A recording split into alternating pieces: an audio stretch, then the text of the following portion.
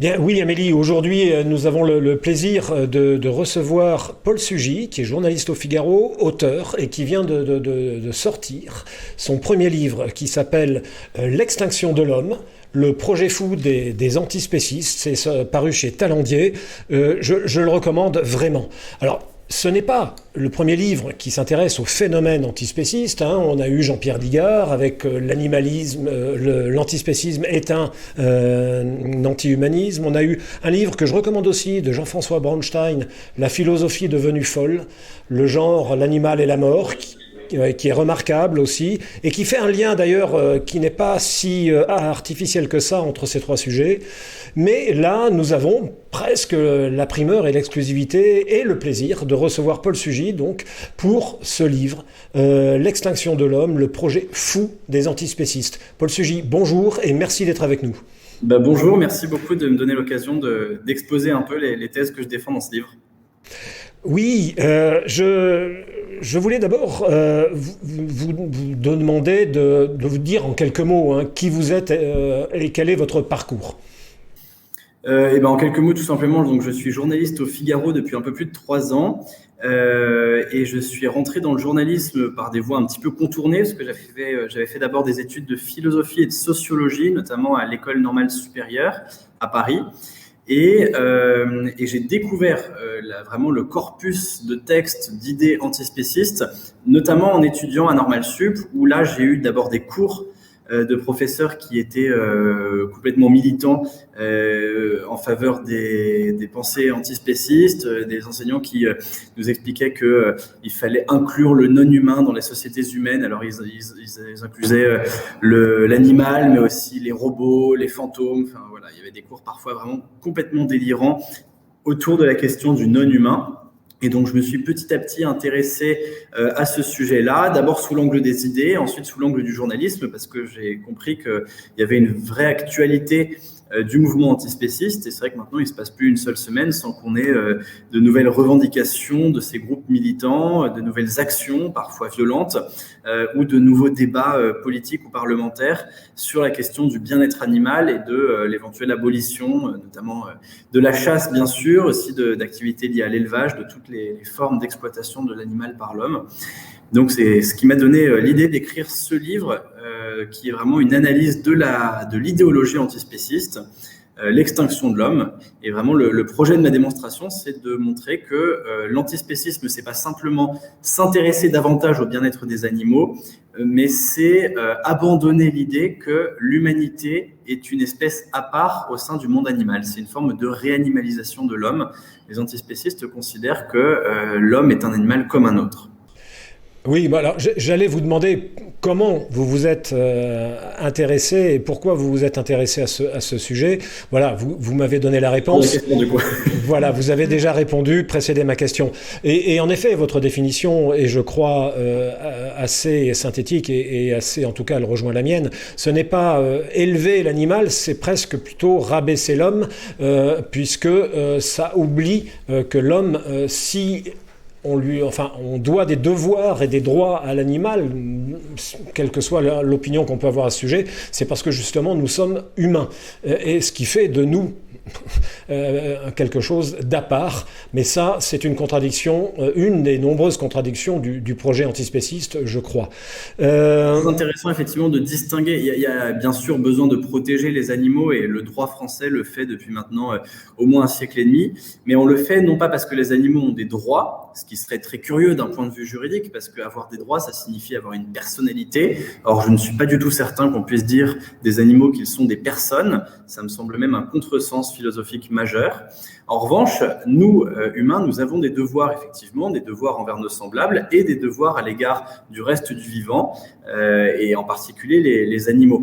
Donc, c'est pas du tout la même chose et il faut bien comprendre qu'en m'opposant à l'antispécisme, je ne dis pas du tout qu'il faut arrêter de protéger les animaux, qu'il faut arrêter d'encadrer au plan juridique et réglementaire un certain nombre de pratiques liées à l'élevage ou à la chasse, par exemple. Simplement, il faut le faire au nom des devoirs de l'homme par rapport à la nature et non pas au nom d'une supposée personnalité juridique ou de supposés droits naturels que les animaux auraient. Cela n'a pas de sens à mon avis. Oui, en effet. Mais je crois que le maître mot de tout cela, c'est confusion, il me semble. Avant de rentrer dans le vif du sujet, est-ce que vous avez été surpris de la teneur des réactions à votre livre? Parce qu'il y a eu des réactions même préalables à la sortie du livre. J'avais vu ça sur Twitter. Je les avais déjà trouvées assez caractéristiques. Nous, chasseurs, nous connaissons un peu ce monde-là parce que nous en sommes la cible préférentielle. Mais donc je n'ai pas été surpris par la teneur des réactions. Et j'insiste sur des réactions préalables à la sortie du livre. Donc des gens qui ne l'avaient pas lu. Mais oser envisager un livre sur le projet fou des antispécistes est déjà considéré par ces gens-là comme une attaque ad hominem et absolument intolérable. Et j'ai vu les réactions post-sortie. Elles ne m'ont pas surpris non plus. Est-ce que vous avez été surpris par cela ? Alors, est-ce que j'étais surpris? Non, c'est-à-dire que c'est évident que dans ce livre, j'attaque frontalement tout un courant de pensée, un courant militant, et que, à l'évidence, ça n'allait pas leur faire plaisir, parce que je mets au jour dans ce livre des contradictions, des apories qui me semblent mettre vraiment en doute le sérieux et la légitimité de tout ce courant d'idées-là. Donc, que ça les agace, ce n'est pas très étonnant. Qu'il m'ait répondu avant même d'avoir lu les arguments que je leur oppose, c'est décevant, c'est pas non plus très étonnant, parce que de toute façon, c'est une position, je crois, l'antispécisme, qui est dogmatique.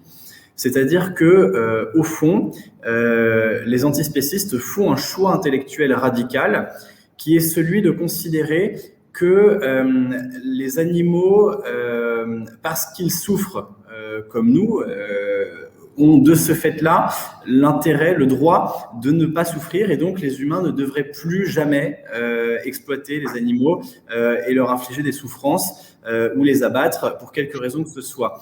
Mais ce choix-là n'est jamais justifié, c'est-à-dire que vous pouvez argumenter aussi longtemps que vous voulez avec des antispécistes pour leur expliquer que l'homme a une dignité qui est supérieure à celle de l'animal, qu'il a une forme de vie, qu'il a accès à une spiritualité qui, bien sûr, le place à part du monde animal. L'homme est un animal, certes, mais il n'est pas seulement un animal. Vous pouvez leur expliquer ça en détail. Eux, de toute façon, camperont sur une position de principe qui est vraiment celle que je vous ai décrite là, à savoir la différence entre les espèces n'est pas déterminante d'un point de vue moral, seule la capacité à souffrir est déterminante. Et donc, puisque un haricot ne souffre pas lorsque vous l'écorchez vif, alors qu'un porcelet si, eh bien, vous êtes autorisé à manger des haricots et pas des porcelets. La seule catégorie pertinente à leurs yeux, c'est celle de la souffrance.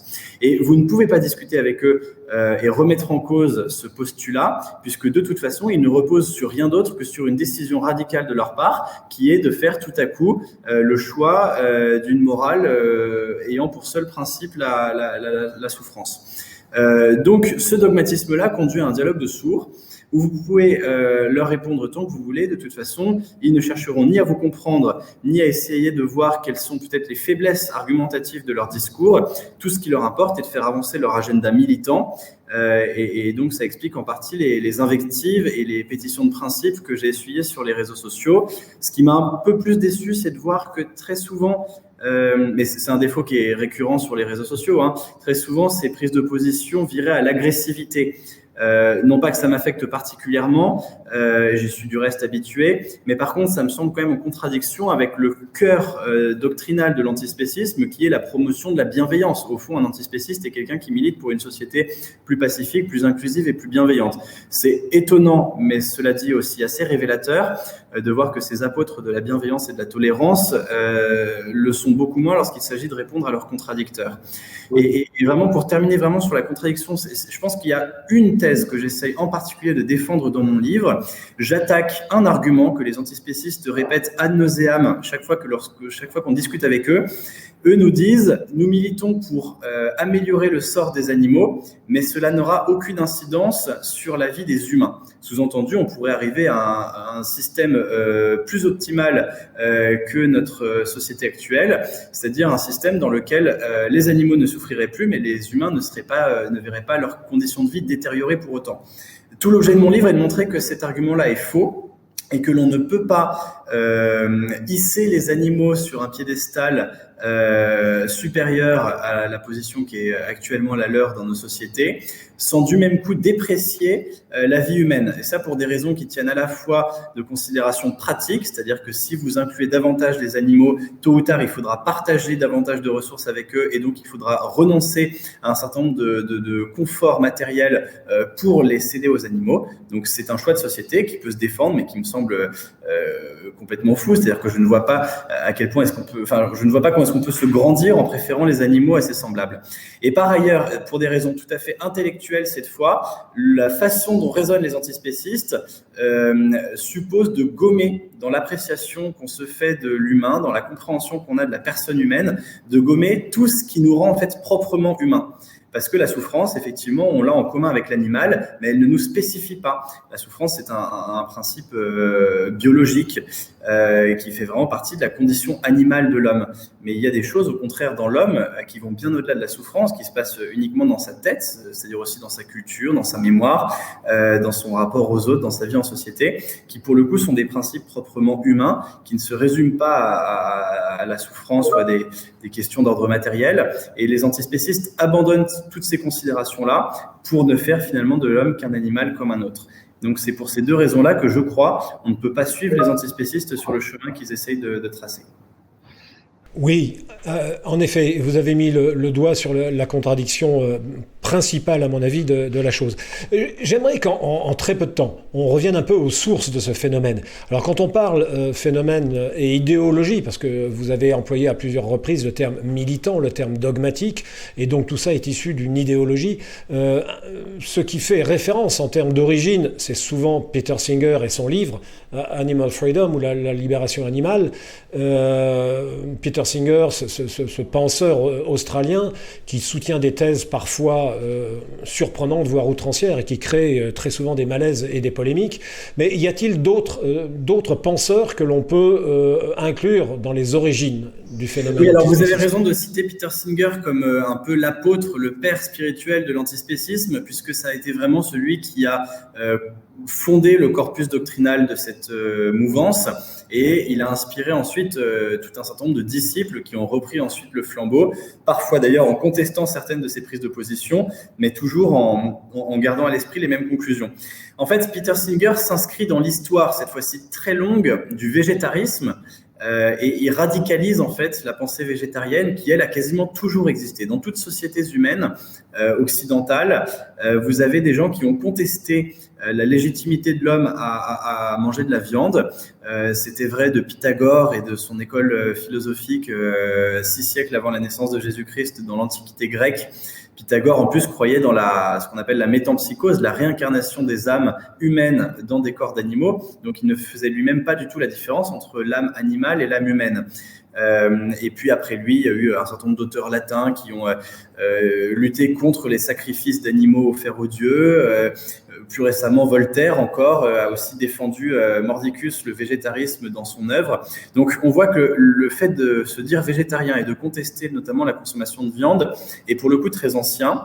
Ce qui est intéressant avec Peter Singer, c'est que il recycle les vieilles thèses végétariennes, mais à la lumière d'une pensée qui est résolument moderne. Peter Singer, il a notamment étudié beaucoup les penseurs utilitaristes, donc ceux qui ont une conception de la morale qui se résume aux conséquences de notre action. Une action n'est pas juste en fonction de son principe, mais en fonction de ses conséquences. Et donc, il étend ce principe-là en disant finalement, je devrais rechercher dans mon action à ne pas faire souffrir autrui, et dans autrui, il inclut l'animal. Et alors après Peter Singer, vous avez des philosophes qui ont encore plus contribué à radicaliser ce point de vue, notamment un Français qui est Jacques Derrida, que les étudiants de philo connaissent assez bien, parce que Derrida n'a pas seulement déconstruit la différence entre l'homme et l'animal, mais il a déconstruit toutes les grandes différences, toutes les grandes binarités qui structurent la pensée humaine, c'est-à-dire la différence entre le citoyen et l'étranger, la différence entre l'homme et la femme, la différence donc maintenant entre l'humain et l'animal. Et Derrida dit, au fond, toute la pensée de l'homme blanc occidental se résument à des catégories de domination qui sont déguisées sous les concepts binaires. Et donc en fait, c'est comme si l'humain avait inventé l'idée d'humanité pour mieux justifier sa domination, son emprise sur les bêtes. Donc on voit qu'il y a en plus quasiment un schème complotiste dans la façon dont Derrida aborde cette question. Vous avez Donna Haraway qui est intéressante parce que c'était une spécialiste des études queer et qui expliquait notamment dans le manifeste des espèces de compagnie qu'elle a écrit en défense des animaux qu'elle avait des relations érotiques, même carrément sexuelles, avec sa chienne. Donc c'est pour vous donner aussi une idée un petit peu du point de vue avec lequel on se situe. Là, je vous parle vraiment des grands penseurs de l'antispécisme, donc pas des militants de base, mais vraiment les grands intellectuels qui ont écrit des livres qui se sont vendus dans le monde entier et donc qui n'hésitent pas à poser la question directement de la zoophilie. Peter Singer, puisque vous en parliez tout à l'heure, expliquait aussi que parfois il vaut mieux faire des expériences, notamment pour tester des nouveaux médicaments, des expériences donc, qui ont un intérêt scientifique, sur des adultes humains handicapés plutôt que sur des animaux bien portants. Puisque pour lui, la qualité d'une vie se mesure à l'aune de nos capacités biologiques, et donc qu'une vie humaine abîmée, comme peut l'être celle d'un adulte handicapé, a finalement presque moins de valeur, moins d'intérêt que la vie d'un animal en bonne santé. Oui, d'ailleurs, Peter Singer va jusqu'à dire qu'un nouveau-né compte moins qu'un animal bien développé. On en avait parlé. Voilà. Donc pour avoir un aperçu un peu de cette galaxie qui peut porter un discours extrême, mais parce qu'encore une fois, vraiment le principe logique de base, c'est celui que je vous ai dit, c'est que au fond, seules les capacités physiques d'un individu justifient le positionnement moral qu'on doit avoir à son égard. Bien, ben voilà un petit panorama des origines et des penseurs, si on peut les appeler ainsi, oui, penseurs quand même, de l'idéologie antispéciste. Est-ce que vous abordez un point que je trouve intéressant aussi dans votre livre, c'est que vous émettez l'idée que pour certains, l'animal serait devenu le prolétaire de substitution. On rejoint là d'autres luttes politiques.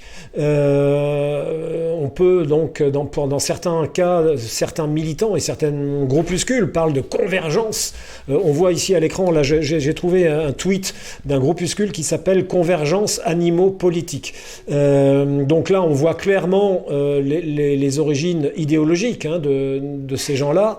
Il y a une convergence des luttes, une intersectionnalité parfois. Est-ce que c'est surprenant pour vous ?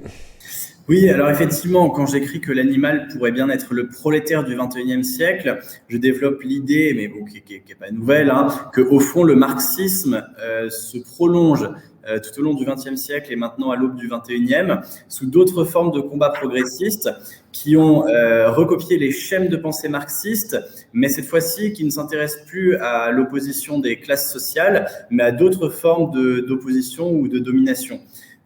Et de fait, il y a des convergences qui sont intéressantes à étudier. C'est pas mon sujet, mais entre le marxisme et la lutte féministe, le marxisme et l'antiracisme. Et moi, ce que je vois, c'est qu'effectivement, Peter Singer copie directement cette façon-là de penser, de se représenter le monde. Alors, une fois qu'on a dit que, au fond, l'animalisme est une forme de post-marxisme, on a tout dit et rien dit. C'est-à-dire que ce qui est intéressant, c'est de voir en quoi est-ce que cette analogie éclaire peut-être certaines des apories, certains des excès de l'antispécisme. D'une part, c'est la prétention à ne vouloir résumer l'histoire humaine qu'à l'aune de la domination des animaux, comme si l'homme, au fond, n'était que ce grand prédateur suprême au sommet de la chaîne alimentaire qui, tout au long de son histoire, a martyrisé, torturé, génocidé même, disent certains auteurs, les animaux. Comme si l'homme pouvait se résumer à ça, vous voyez ? D'autre part, il y a l'idée aussi qu'une fois qu'on a identifié une lutte, donc là plus une lutte des classes, mais une lutte des espèces, il y a la prétention à vouloir la résorber à tout prix, comme si cela était possible. Vous voyez, il y a un projet qui est complètement fou de régénération de l'humanité. Les antispécistes veulent réinventer la société de A à Z. D'autres auteurs qui ont écrit un manifeste politique très intéressant à bien des égards qui s'appelle Zoopolis n'hésitent pas à dire qu'il faut par exemple donner une citoyenneté aux animaux. Donc on voit bien qu'il y a vraiment un projet qui est révolutionnaire, qui remet en cause tous les équilibres politiques, puisque d'ailleurs si les animaux sont des citoyens à part entière, il leur faudra des représentants légaux, c'est-à-dire en fait des parlementaires qui seront élus pour défendre uniquement leurs intérêts. Il leur faudra un système d'acculturation à notre mode de vie, c'est-à-dire qu'il faudra plus se contenter seulement de dresser un chien, mais il faudra l'éduquer comme on éduque un enfant. C'est très intéressant comme glissement sémantique, la façon dont Zoopnis pose la question du rapport à l'animal de compagnie. Donc, vous voyez, donc il y a vraiment un projet de régénération de toute la société humaine, et c'est là que c'est une idéologie, c'est que l'antispécisme propose des réformes politiques dans tous les sens, qui auront des conséquences extrêmement importantes et qui vont remodeler l'ensemble de notre société, tous nos rapports sociaux, mais tout cela au nom d'une vérité dogmatique qui n'est pas étayée par des arguments, mais qui est appuyée seulement sur des principes. Et donc, si vous n'êtes pas d'accord, les antispécistes se contenteront de vous dire soit que vous ne les avez pas compris, parce qu'ils ont tendance souvent à s'estimer supérieurs intellectuellement à tous leurs lecteurs, et donc ils considèrent que si on n'est pas d'accord avec eux, c'est qu'on est bête. Ou alors, c'est que, et là c'est peut-être encore pire, c'est que vous êtes quelqu'un de profondément mauvais, que vous allez à l'encontre du sens de l'histoire, que vous êtes contre la bienveillance, contre la morale. Et donc que les camps de rééducation vous attendent. Vous avez employé à plusieurs reprises aussi, Monsieur Sugy, le terme de révolution, de régénération. Alors c'est un terme, à mon avis, un petit peu trop gentil, trop édulcoré. Ces gens-là nous promettent un monde nouveau. D'ailleurs, et j'y vois une similitude, peut-être pas complètement due au hasard, avec la phrase de notre ministre de la Transition écologique, Barbara Pompili, qui disait « Nous allons changer de mode de vie, de culture et de civilisation ». Et je voudrais... Oui, non, cette phrase était très révélatrice. C'est vraiment un projet de recivilisation, c'est-à-dire l'abolition de la nôtre et la construction d'une nouvelle civilisation. Sauf que cette civilisation qu'ils nous promettent me semble être une civilisation qui ne donne plus de place à l'homme en tant qu'homme. Et donc qui, au sens métaphorique, si l'on veut, il ne s'agit pas d'exterminer les êtres humains à coups de missiles nucléaires, mais par contre, il y aura effectivement une extinction de l'homme au sens où l'homme n'existera plus comme concept ou comme catégorie de pensée. Et donc, avec l'homme, disparaîtront les droits de l'homme, disparaîtront l'étude de l'homme en tant qu'être humain. Nous ne serons plus que des animaux comme les autres et nous vivrons dans une société où nos animaux de compagnie auront autant d'intérêt que nous. Après cette phase un peu conceptuelle d'étude du phénomène et de cette idéologie, moi j'aimerais quand même qu'on s'attarde, et brièvement malheureusement, sur sa traduction concrète aujourd'hui. Quand on voit l'évolution du discours politique et du corpus idéologique défendu chez Europe Écologie Les Verts, on s'aperçoit aujourd'hui que les Verts sont devenus le porte-parole politique de cette idéologie, ce qui n'était pas le cas il y a 10 ans encore. On sent que ces idées-là, cette idéologie a pénétré un parti politique, et pas des moindres actuellement en France. Est-ce votre avis aussi ? Alors oui, il n'y a pas que Europe Écologie qui peut défendre des thèses proches de l'antispécisme. D'ailleurs, je me suis fait insulter sur les réseaux sociaux par un député de droite, Éric Diard, qui a écrit des messages assez insultants à mon encontre. Donc, je vous rassure, nous le connaissons bien, Monsieur Diard. Il n'arrête pas d'insulter les chasseurs en général, le président de la Fédération nationale aussi. Il a été condamné d'ailleurs pour cela. Donc vous voyez bien qui est le bonhomme. Mais puis même, par exemple, Nicolas Dupont-Aignan défend des thèses qui sont de plus en plus délirantes par rapport aux animaux aussi. Enfin, vous voyez, c'est une confusion qui existe à tous les niveaux. Pour le coup, il n'y a pas du tout de dualisme gauche-droite d'ailleurs sur ces questions-là. Vraiment, la tentation de l'antispécisme surfe sur plusieurs vagues qui ont beaucoup d'influence en ce moment. Il y a d'abord vraiment cette espèce de généralisation de la bienveillance. La bienveillance, on veut en mettre partout, on en tartine à toutes les sauces et on ne sait plus très bien ce que ça veut dire. Et ça entretient, comme vous l'avez très bien dit tout à l'heure, une confusion généralisée où au fond, on ne sait plus exactement s'y repérer conceptuellement. Oui, moi j'ai tendance à dire que c'est dégoulinant de bienveillance. Voilà. Ouais, on en dégouline et les antispécistes l'utilisent. Par exemple, à l'égard des enfants, ils ont créé un programme d'éducation qui s'appelle L214 Éducation et qui se rend dans les écoles, qui leur montre quelques photos d'animaux de ferme un peu mignons et qui ensuite font de la propagande pour le mode de vie vegan. Vous voyez ? Alors je crois que notre ministre de l'Éducation, je suis désolé de vous interrompre, mais je crois que notre ministre de l'Éducation a envoyé une circulaire au recteur en leur disant que L214 n'était pas agréé au titre de l'éducation nationale et qu'il n'avait rien à y faire. Est-ce que ce qui n'empêche pas concrètement certaines écoles d'avoir des partenariats avec eux, puisque L214 se vante encore maintenant sur son site internet de faire un certain nombre de séances de formation dans pas mal d'écoles partenaires. Donc vous voyez qu'il y a vraiment cette utilisation de la bienveillance comme ressort psychologique. Je pense aussi qu'on a une évolution historique intéressante à noter, c'est que nos sociétés sont beaucoup déconnectées du monde sauvage, de la nature, et que du coup nous portons un regard d'urbain très peu conscient des réalités du monde sauvage sur l'animal. Au fond, si vous me passez l'expression, on a un peu Disneylandisé la question animale. Et d'ailleurs, ça date même d'avant les films Disney. Déjà, les reportages du commandant Cousteau qui nous montraient l'animal sauvage sous un jour beaucoup plus sympathique que le méchant prédateur qu'on imaginait parfois, ont contribué à nous rapprocher des animaux. Tout cela est très bien et c'est très intéressant.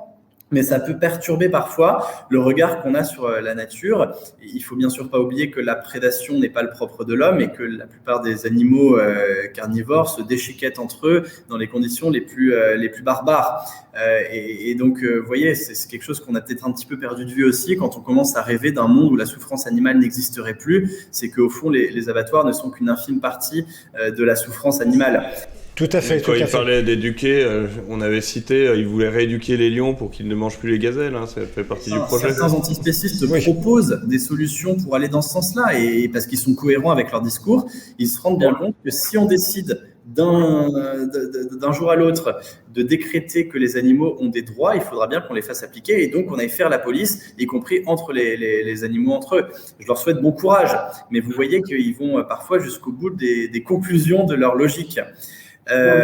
Donc voilà, vraiment pour vous dire que je pense que l'époque, le climat intellectuel de l'époque se prête aujourd'hui vraiment à cette révolution antispéciste et que j'espère qu'un jour nous allons nous réveiller, que nous allons être capables à nouveau de raisonner à partir de concepts et pas seulement à partir de bons sentiments, et que nous allons aussi retrouver tout simplement la fierté d'être des hommes. C'est-à-dire qu'aujourd'hui, on a tendance à vouloir toujours se décentrer de soi-même, on a honte de sa propre histoire, de sa propre culture, de sa propre civilisation, et maintenant on aurait honte de notre propre espèce. Ajouter à cela les drames récents tout au long du XXe siècle qui ont achevé de montrer à quel point l'homme pouvait bien sûr se comporter de la façon la plus abominable possible. Ça a énormément joué. Il y a un philosophe, Gunther Anders, qui a beaucoup médité à partir de la possibilité d'un anéantissement de l'humanité sous le feu nucléaire. Il a médité vraiment sur la honte de l'homme. Je crois que l'homme a effectivement assez souvent honte de lui-même, mais que tant qu'il éprouvera cette honte, il ne sera plus capable d'habiter le monde comme avant, c'est-à-dire en étant à la fois puissant mais responsable. Et nous avons certes le devoir d'assurer l'ordre et l'harmonie du monde de façon pérenne, en respectant suffisamment les équilibres naturels pour qu'on puisse les transmettre indemnes à nos enfants, mais qu'en même temps, nous ne devons pas renoncer à cette capacité d'agir, à cette puissance que nous avons, et donc aussi à ce droit de vie et de mort sur les animaux. Tout à fait. Et pour de toute manière assumer une responsabilité, il faut être puissant. On n'assume pas de responsabilité dans la faiblesse ou dans la servitude. C'est évident. C'est un portrait un petit peu inquiétant que vous nous faites de ce phénomène qui en effet tend à devenir de plus en plus visible dans nos sociétés. Mais je voudrais arriver, et malheureusement au terme de l'entretien, à une des phrases de conclusion de votre ouvrage, parce que vous êtes néanmoins quand même un peu optimiste et vous dites que tout n'est pas perdu. Et vous dites, je vais citer une phrase que j'aime bien, tout n'est pas perdu si nous goûtons à nouveau la joie d'être des hommes. Et j'aime beaucoup cette phrase car je répète à qui veut l'entendre qu'une des grandes différences entre nous, chasseurs, puisqu'ici nous animons une émission à propos de la chasse, et nos opposants, c'est que nous sommes heureux de vivre et eux eux sont sinistres à mourir, c'est effrayant. Ils se prennent vraiment trop au sérieux.